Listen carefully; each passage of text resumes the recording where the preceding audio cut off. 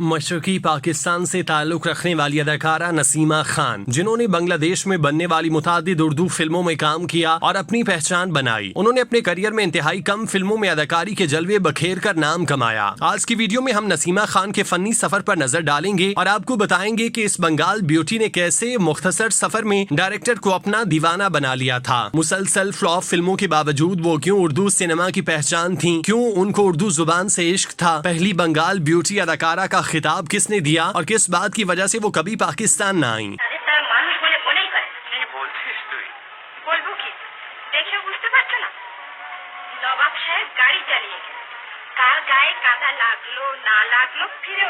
नाजरीन, नसीमा खान 1944 को ढाका के इलाके लाल बाग में पैदा हुई। कम उम्री से ही उन्हें शोबिस की रंगारंग दुनिया ने अपनी जाने मुतवज्जे कर लिया था, जिसके बायस उन्होंने 60 की दिहाई में ही फिल्म इंडस्ट्री ज्वाइन करने का फैसला किया। हालांकि उस वक्त उनकी उम्र 15 साल से भी कम थी और उनके खानदान में से कोई भी फर्द अदाकारी के मैदान में नहीं था, लेकिन उन्होंने अपनी जिद की वजह से अदाकारी की दुनिया में कदम रखा और ऐसा नाम कमाया कि एक वक्त में वो बंगाली फिल्मों की लीडिंग लेडी के तौर पर उभर कर सामने आई। नसीमा खान बंगाल से ताल्लुक रखने वाली उर्दू फिल्मों की अदाकारा थीं, जो मामूली शबाहत के बावजूद डायरेक्टर को भाती थीं। वो मामूली वुज़ा कथा और छोटे से कद की मालिकन थीं। उनके नैन नकूश कभी भी हीरोइन वाले ना थे, जिसकी वजह से उनको उर्दू फिल्मों में काम करने के लिए बहुत स्ट्रगल करनी पड़ती थी, क्योंकि उन दिनों उर्दू फिल्मों में नीलो, फिरदौस और ज़ेबा बेगम जैसी बड़ी अदाकाराओं का कब्जा था। लेकिन नसीमा खान के लिए सबसे अहम बात यह थी कि वो मशरकी पाकिस्तान, मौजूदा बांग्लादेश में काम कर रही थी, जिसकी वजह से उनको पहचान मिल रही थी। उनकी पहली फिल्म जागो हुआ सवेरा थी, जो 1956 में बनी, मगर उसे रिलीज करने में 3 साल की ताखीर हुई। जिसके बाद 1959 में कराची के जुबली सिनेमा घर में इस फिल्म को नुमाइश के लिए पेश किया गया। जागो सवेरा मशरकी पाकिस्तान में बनने वाली पहली उर्दू फिल्म थी, जिसमें एक मछेरे की मफलूकुल हाल जिंदगी को बयान किया गया। इस फिल्म के डायरेक्टर I.J. कारदार थे, जबकि फिल्म का स्क्रीन प्ले और गीत शायर फैज अहमद फैज ने लिखा था। ये फिल्म बिजनेस करने में नाकाम रही और रिलीज के 3 हफ्तों बाद फ्लॉप हो गई। ताहम जानदार कहानी और शानदार अदाकारी की बदौलत इस फिल्म ने बैनुल अक़वामी सतह पर खूब पजीराई हासिल की। मॉस्को में होने वाले सालाना फिल्म फेस्टिवल में इस फिल्म ने गोल्ड मेडल जीता। जागो सवेरा की कास्ट में नसीमा खान, तिरुपति मतर, अनीस, काजी खालिक और रख्शी शामिल थीं। नाजरीन, उस वक्त मशरकी पाकिस्तान में बंगाली फिल्में तवातर से बन रही थीं और लोग इन फिल्मों को शौक से देख रहे थे, जिसकी वजह से उर्दू फिल्में फिल्म बीनों को अपनी जाने मुतवज्जे करने में नाकाम रहती थीं। पहली फिल्म की बुरी तरह नाकामी के बाद प्रोड्यूसर और डायरेक्टर्स ने उर्दू फिल्में बनाने से हाथ खींच लिए और बंगाली फिल्म साजी पर ध्यान शुरू कर दिया। इस अरसे में नसीमा खान बंगाली फिल्मों में जलवे बखेरने में मसरूफ हो गयी। नसीमा खान 4 से 5 सालों में बंगाली फिल्मों का चेहरा बन गयी और उनको बंगाली ब्यूटी का खिताब मिल चुका था। ताहम उनका ख्वाब था कि वो बंगाली के साथ साथ उर्दू फिल्मों की भी बड़ी हीरोइन बने। इसीलिए 1963 में नसीमा खान फिल्म नास घर में बतौर हीरोइन जलवागर हुई, जिसके डायरेक्टर अब्दुल जब्बार खान थे, जिसकी कास्ट में शबनम, मुस्तफा और अनवर हुसैन शामिल थे। नाम के एतबार से फिल्म बुनियादी तौर पर गानों पर मबनी थी, जिसमें 9 गीत शामिल किए गए थे, जिन्हें रॉबिन घोष समेत दीगर गुलकारों की आवाज में रिकॉर्ड किया गया। नास घर के तमाम गीतों की शायरी मारूफ शायर खमार बारा बनकवी ने लिखी। ये फिल्म भी जागो सवेरा की तरह शायकीन की तवज्जो हासिल करने में नाकाम रही और बुरी तरह फ्लॉप हो गई। इसी तरह नसीमा खान की दूसरी उर्दू फिल्म भी नाकामी से दोचार हो गई। पै दर पै फिल्मों की बदतरीन नाकामी इस बात का सबूत थी कि वो ना ही फिल्में आला मयार की बना रही थी, ना ही उन्हें देखने में लोग दिलचस्पी का इजहार कर रहे थे। मशरकी पाकिस्तान में रहने वाले चूंकि अपनी जुबान से बेहद लगाव रखते थे, लिहाजा वो किसी और जुबान को सुनने और बोलने में ज्यादा हद तक मुतमईन दिखाई नहीं देते थे। यही वजह है कि इस दौरानिये में बंगाली फिल्मों को तो कामयाबी मिली, मगर उर्दू फिल्में बदतरीन दौर से गुजर रही थीं। 1963 से 69 के अरसे में बनने वाली उर्दू फिल्मों में शादी, मालन, बेगाना, परवाना, उलझन और गोरी शामिल थीं। इन तमाम तर फिल्मों को मशरकी पाकिस्तान में फिल्माया गया, मगर कोई भी फिल्म कामयाबी से हमकिनार न हो सकी, जिसके बाद लाहौर में फिल्म इंडस्ट्री का कयाम अमल में लाया गया और उर्दू फिल्मों का मयार बेहतर बनाने के लिए बड़े पैमाने पर कोशिशों का आगाज किया गया। उर्दू के बेहतरीन लिखारियों को फिल्म इंडस्ट्री के साथ मुंसलिक किया गया। उन्हें मयारी स्क्रिप्ट लिखने की हिदायत की गई, जिस पर अमल पैरा होते हुए फिल्म राइटर्स ने मयारी स्क्रिप्ट लिखना शुरू किए। फिर देखते ही देखते उर्दू फिल्मों को भी इंडस्ट्री में वाज़े मकाम मिलने लगा, जिसकी वाज़े मिसाल 1969 की सुपरहिट फिल्म लैला मजनू थी। ये फिल्म दूसरी फिल्मों के बरक्स बनाई गई। इस फिल्म को बनाने में उस वक्त की नई टेक्नोलॉजी का इस्तेमाल किया गया। ये फिल्म भी गानों से भरी थी, जिसमें कॉमेडी के उनसर को भी मद्देनजर रखा गया और हर लिहाज से इस फिल्म को एक फुल पैकेज धमाका फिल्म बनाने की कोशिश की गई। इस फिल्म में कमाल और नसीमा खान हीरो हीरोइन थे, जबकि जबकि दीगर कास्ट में लहरी, आलिया, सलमा मुमताज, इलियास कश्मीरी और असद बुखारी शामिल थे।